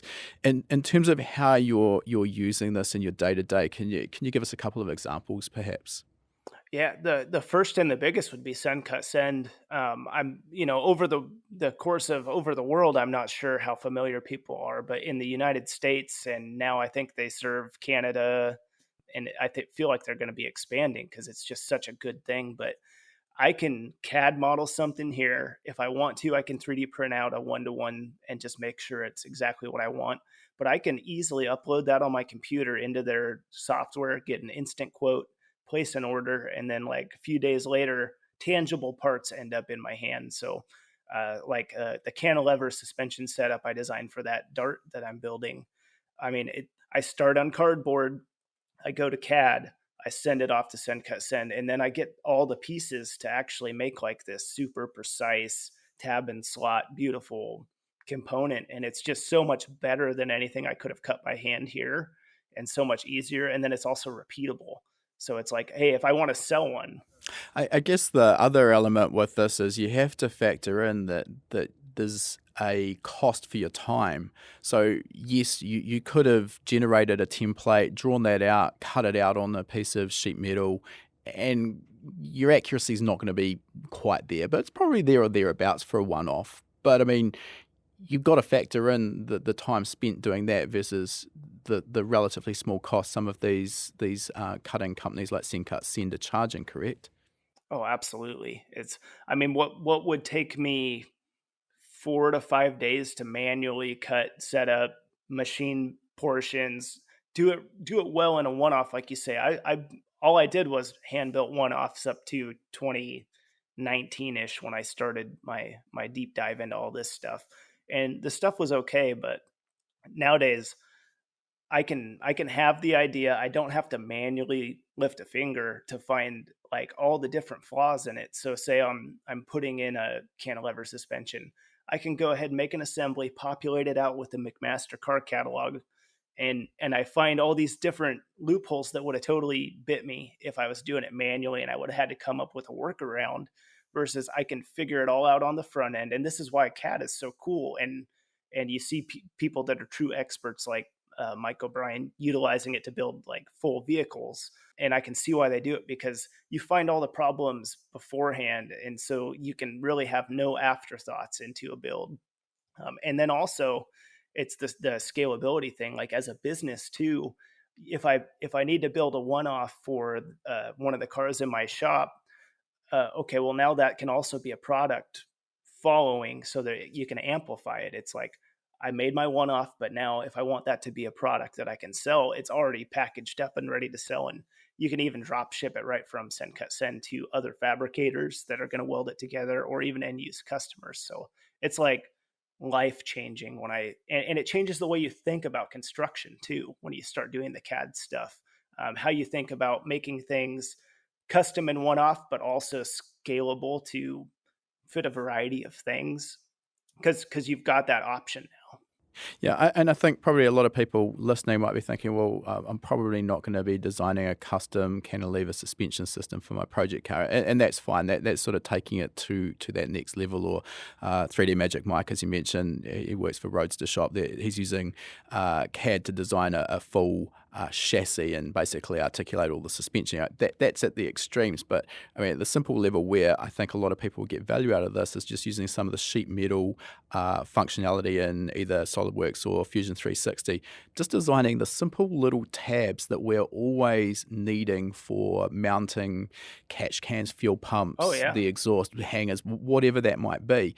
So simple, so neat, and it's that time saving. But the other element of it is it adds that layer of professionalism versus sort of some make do that would probably get the same job done, but looks just ugly and it's just not up to spec. So yeah, I can't say enough good things about taking the time to learn those skills. Right, we're getting a little bit long here, but there is one more element that I really wanted to dive into before we do finish up, which is the formation of your business KMC. And you know, we have a lot of people listening to this podcast who are either already in business or thinking about starting a business, and this can be quite daunting. So I just wanted to dive really briefly into that element of your journey so far. You know, for a start, you know, you've given us the rundown on sort of coming up through your father's body shop. At what point did you sort of think, hey, you know what, I want to do my own thing, and how did that sort of pan out for you? Yeah. So and I'll say there's never the right time or the best time. And the more you plan it, the less that it'll go to plan in my experience. So I just kind of jumped into it. But I had graduated college with the business degree. And then I went to work for my dad as a flat rate auto body tech while I was just kind of figuring out how I'm going to use that degree. In hindsight, trade school wasn't really thrown at me very much throughout the ranks of my schooling. I think I would have really thrived in like trade school of some sort, but it's a little late for that now. But I'd started my business basically to do a job. My dad had a client that wanted him to build a Datsun Z, not like build it, but restore it a little bit. He was at a point in his career where he wasn't really interested in working for other people. He'd done that, paid his dues, and now he's ready to kind of do his own thing. And he's like, well, I got a son that is interested in this type of stuff, and he's kind of fresh out of college and looking for stuff to do. And fast forward a couple handshakes and a contract later, and okay, I'm building this Z, and I need to form an LLC and get my articles of organization and all that stuff, and did all that. Kept my day job for the five, maybe 6 years after I started my business. I started my business unofficially in 2013, had it all organized January 1st, 2014, officially. And then somewhere like September 2019 is when I made the big leap. I had a really good career in auto body. It paid way better than being a fabricator, and had benefits and had payroll tax built into the paycheck. And I mean, it was cushy. Now that you look back at it, having started a business, like don't take for granted that day job, but it can also hold you back, because I was always miserable and I always just felt like it was keeping me from reaching my potential in my business. So I built the Z, had great success with that, like we talked about. Had another 64 Corvette job offered to me that was a little better paying yet, a little bit bigger budget. Built that one in way too tight of a time frame, just to I won that Young Guns award, and then I wanted to kind of quickly prove that this is not a fluke. I want to be serious in this industry. I'm not just a kid that needs the training wheels. So I built another one for SEMA 2019. Barely finished. It literally fired Thursday night of SEMA. That was the first fire. Its first test miles Wow. were Las Vegas Boulevard, unfortunately. It did good, but I probably lost 5 years of my life in that experience, just trying to chase down issues. But at that point, 2 months prior to that SEMA 2019, it was either keep the day job or don't make SEMA, just because there was not enough hours in the day to finish that car, even to a SEMA level, untested, but mostly complete.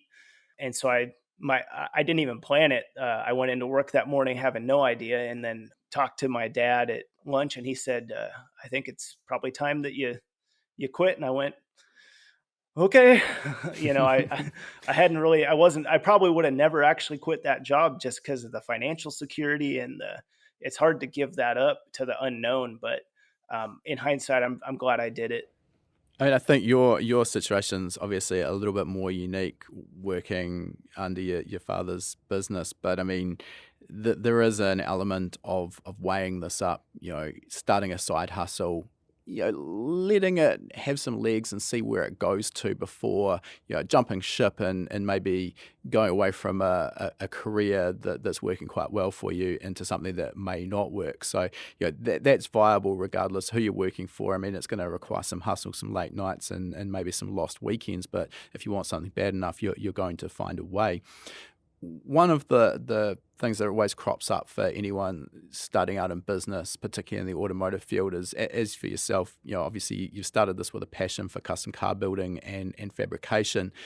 When you got involved, I can only assume that you found that there was another element of the actual business side of things, the admin, the invoicing, quoting, talking to customers, dealing with suppliers, that may have potentially come as a surprise. Maybe your business sort of background helped there, but was that a problem? And can you give us an idea, even today, maybe how you split your time between actually on the tools, fabricating, and the other elements that a business requires? Absolutely. And you're totally right on that. Is you learn that, and I hate the business side of it. That's not my hustle. There's people that love business and don't really care how the rest of it works, as long as the business is growing and is successful. And there's, you can manipulate things and make things work for you, and that can be fun too. But for me, it's the cars and the craft is always first, and business is always like that daunting thing that I have to take care of just to keep things moving. But the tips I've got are find a really good accountant and let them handle the stuff that you really don't want on that end. Figure out payroll. I'm an S corp now, so there's lots more reporting and monthly payroll and all that stuff. But they take all the stress out of that for me, and so now it's, you know if you build stuff and you put it on Instagram, you're going to deal with 18,000 unserious people that want a little chunkier time. And I've just gotten a lot better at saying no. I just say no. And I've kind of got a pretty good feel for when people are really serious about bringing something to life. And there's just a different read about them. So I don't want to tell anybody flat out like you're not worth my time, but my time is super valuable, and so I can't waste it. Or any time I spend here that's wasted is time away from my life outside of work that's already like very dismal. So I just flat out say no, and I don't. I don't spend too much unwanted time. Like I used to take everything that came through the door and get, stop and go through the process. And now it's like, I can't really tie up and get off track on this huge mega 2 year, 3 year build to do your 6 hour project that you think that's actually more like a 40-hour project in real time, because you have no idea what it's really going to take. And you've got a really optimistic view of your budget. A lot of times success is defined by the jobs that you actually decline rather than the ones that you take on. And it is very easy. We've talked about this on the podcast numerous times, but it's very easy when you're just getting started and obviously you're hungry for customers and hungry for that financial input to just say yes to everything. And it's very easy to get yourself into a very bad situation, which can spiral out of control. Talking about the financial side of these projects, I mean, I can only imagine just from my own experience with my old business, which we weren't doing anything at the level you're doing, but it can be really difficult when you get a potential client come through the door and say, "Hey, look, this is my vision. I want to do this, this, and this. What's it going to cost?" That's obviously going to be a question that crops up, and I mean, you're talking about builds that may take in the sort of region of 2+ years. Yeah, how on earth do you even come up with a ballpark to be in for a project of that magnitude? Or do you just have incredibly well-resourced and understanding clients? It's a little bit of both. Is well, first and foremost, you've got to do one to even know. So you got to. I was fortunate enough to have just a salt to the earth, wonderful client on both all the builds in my shop, but starting out with the InZanity 240Z and then moving into the Ballistic Beige 64 Corvette. I mean, both of those gentlemen, we didn't have any uncomfortable talks about money or time. It was just more of trying to give them an idea and then finding out that I way undersell it every time because it usually takes 3 times longer than I thought and costs me way more. And it's easier to eat those when you're, covering the mortgage and all your other bills and even the shop bills sometimes with your day job, because those first several years don't expect a paycheck. I mean, anything you do make that's a surplus needs to go back into machinery to amplify the builds. But it's hard to really give a time. I mean, it's impossible to give a strict timeline on things that are artistic. And I like to think that the builds I do are pretty far from the cookie cutter. Here's your LS3, here's your catalog parts. We're going to paint it before we even get the chassis because we're not going to modify anything. It's going to be what it's going to be.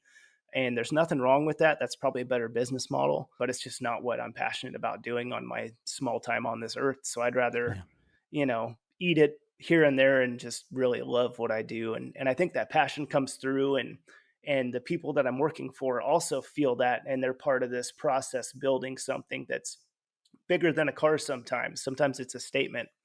And then it's a little bit more of a give and take on what we had discussed initially. But I always try to set people up so that I can over deliver. So I'll throw a stupid big number at them and say it is what it is. Or if that scares you, then here's probably the time to let's part ways as friends here, because I don't want to have any back end disappointments of our budget and time frame. Yeah, the start of a project or before the project's even got underway is definitely the time where you want to find the number that's going to scare that client and make Hmm. sure that you kind of aligned in terms of goals and financial expectations, because if that alignment doesn't exist, you can absolutely guarantee that the wheel's going to fall off that project somewhere along the line and it's not going to end well, and no one wants that. No, Uh, it's not good for me or them. And back to what we had discussed earlier, is that's a really nice way to kind of differentiate between who's serious and who isn't really quick. Is throw a realistic number at them and see if they're still wanting to have a conversation, because yeah. there's a big disconnect between the general public and what it takes to bring these cars to, dollar wise, what they're thinking. Some people think you throw $100,000 at a car, you're going to get a turnkey thing. And it's like, that doesn't cover a third of the parts, let alone the labor that should be the expensive part. So, I mean, I think it's really easy to walk around a show the likes of SEMA and look at these cars and have zero clue at exactly what has gone into creating that finished product in terms of, as you mentioned, the parts, but more importantly, the professional time that's gone into it. yeah. One last question on this particular sort of angle. In terms of the projects you get involved with, how much of the finished product is driven by the client's sort of imagination and sort of what they have in mind versus how much creative input do you get to add into the finished product? It really does vary. There's different expectations. For instance, on the InZanity 240Z, stylistically, that's all me. The owner kind of just, after, we had some structure at first, and then after he saw what I'm putting of myself into this thing and how much I really care about eventually wanting to go to SEMA and make a name for myself, I was just giving away hours, like Oprah Winfrey gives out stuff at her show. It's just, here, a little bit for you and you and you. And then, eventually we ended up with a serious machine. But that wasn't necessarily his dream from the get-go. It's just he got to benefit from me being at the right place and the right time in my career to do that. But the beauty and what fueled me to do that was the ability to have those creative choices. The Ballistic Beige Corvette, same thing. Not a lot of strings attached except for to a few more things. So the wheels and the color choice, and the interior, those three were kind of collaborative efforts versus me just saying, this is what we really ought to do. This is what I would like to do. And then that works up to like the 66 Corvette I'm building now. That's clearly the pinnacle of what I can do. That's working more collaboratively than I ever have in coming up with a joint vision on Sure. what we're going to do. But which is a good and a bad thing, because it stifles me a little bit creatively at times because it's not what I would choose. And so it kind of, my creative brain and mindset, it can be hard to find traction, I found. But at the same time, it pushes me in areas also to boundaries I wouldn't have gone. And so I feel like I'm growing as a fabricator and designer, while at the same time being tormented in some areas. Which I mean, that just comes with the job. It's you're trying to do something creative in a time frame, and there's no quicker way to find out what you're made of. Absolutely. All right.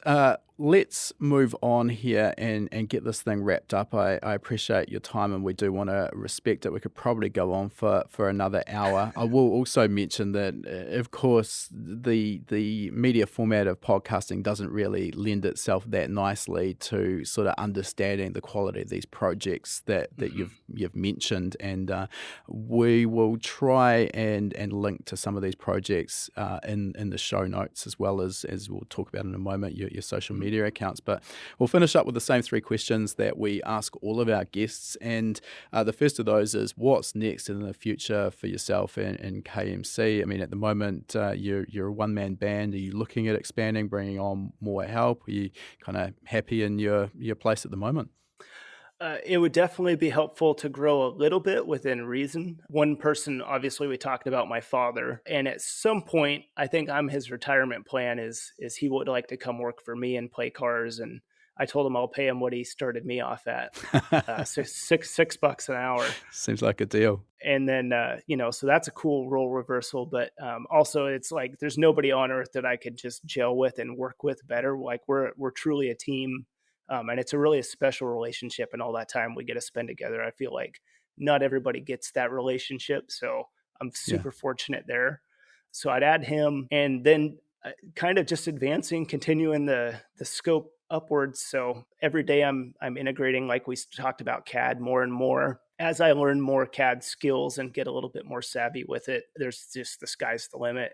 Obviously I'm leaps and bounds, and I would never put myself on the same level with like people we talked about, like Magic Mike and M26 Engineering, people that are just truly masters of that craft. That's not me, but I do strive to just get better at it and utilize it more, and utilize Send Cut Send and services like that more as they add capabilities to just improve the product. I really would like to get a 3D scanner.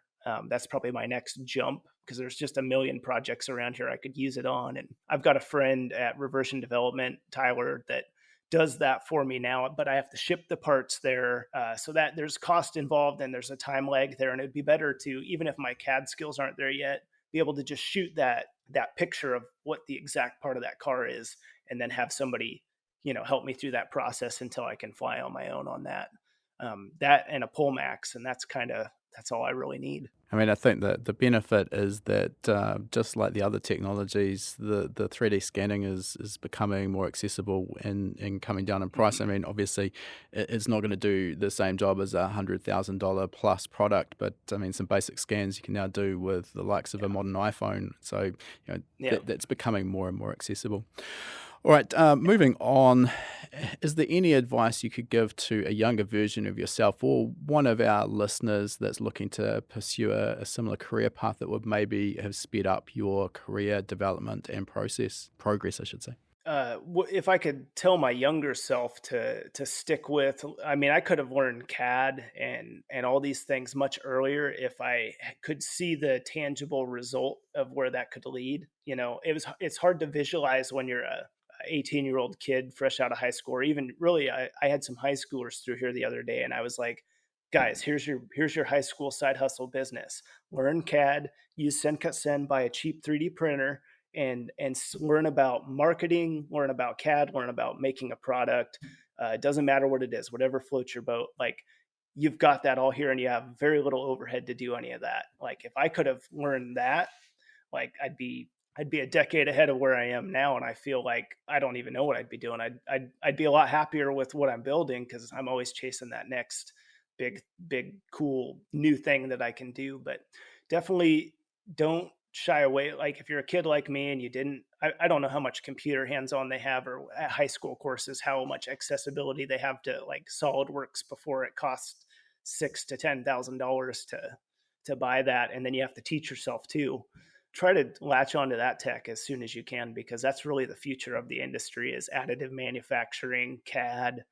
Subtractive manufacturing will always be cool. I'd love to get a CNC at some point and learn CAM and how to operate it. Yeah. It's a really cool time to be in the fabrication industry with the interconnectedness of everybody. I mean, I can see what people in Australia, New Zealand, Germany, I mean, just all over the world, you can see what's going on, and a better look into the processes. Like, if you want to learn how to purge weld, purge your TIG welds, like, you don't have to drive to the local welding store, get told nothing, come home, try to figure it out on your own. There's probably 1,000 people that'll tell you for free on the internet right now, and you can access that. Yeah, absolutely. And then you can go buy the products, and it's a really exciting time. Yeah, there's never been more access to information out there. I mean, I guess the only thing I'll add there, which is really why High Performance Academy was founded sort of 10 plus years ago, is as more and more information is out there, the challenge does become with some of these more advanced topics is kind of sorting through the fact from fiction, because just because someone produces a video and punches it up on YouTube doesn't necessarily mean that the information that they're providing is always spot on. All right, our last question for today, Kyle. If people want to follow you, see what you're up to, reach out, how are they best to do so? I try to keep the same kind of handle across all platforms. It's at KC Kuhnhausen, so KC Kuhnhausen, and then from there you can link to. I've got my website and all kinds of things in the link. Podcasts I'm on, and so I'll throw this one up there too for people to easily access, although they can probably find it through you if they're listening. And I would also say that I've looked at your courses, and I definitely want to hop in on a few of those at some point. So I would look into your service as well and what you guys are doing, because I know I probably have 20 plus screenshots of stuff that you guys post, because you guys always post the coolest race car stuff, or that tight shot of that suspension with the bladed sway bar, and it's like, that's what I'm trying to learn. Like, yeah, HP Academy, they've got it. All I need is a picture, and I can kind of reverse it in my head from there and then break it into its base parts. But you guys have always kind of been the forefront, like bringing that cool stuff to the general public. So I appreciate that. Thanks for the kind words there, Kyle. All right, we'll put a link to your social media accounts in the show notes as well, just to make it super easy for people to find what you're doing. But yeah, great to chat, Kyle. Really appreciate your time, and we look forward to seeing what you're up to make its way to SEMA in the not too distant future. Cheers. Hey, thanks, Andre.